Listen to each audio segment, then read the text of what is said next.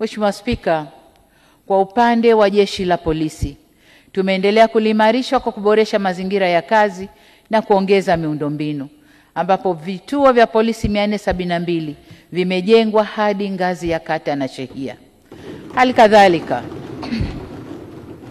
Halikadhalika tumeboresha makazi ya askari na kununua vitendea kazi ikiwemo magari na pikipiki kwa ajili ya kazi za utawala na operesheni.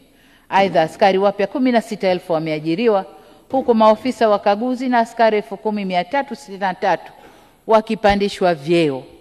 Natoa pongezi nyingi kwa Jeshi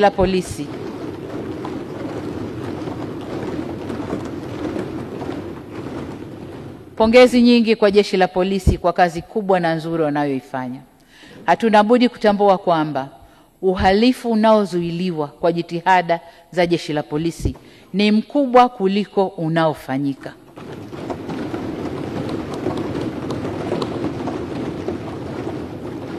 Kasi ya kuwabaini na kuwakamata wahalifu na kuwafikisha mahakamani imeongezeka, jambo ambalo bado hatujafanikiwa vya kutosha ni ajali za barabarani. Lazima nazo tuendelee kuzitafutia mwarobaini wake. Aidha, nalielekeza Jeshi la Polisi kuongeza jitihada katika kukomesha matukio ya watu kupotea.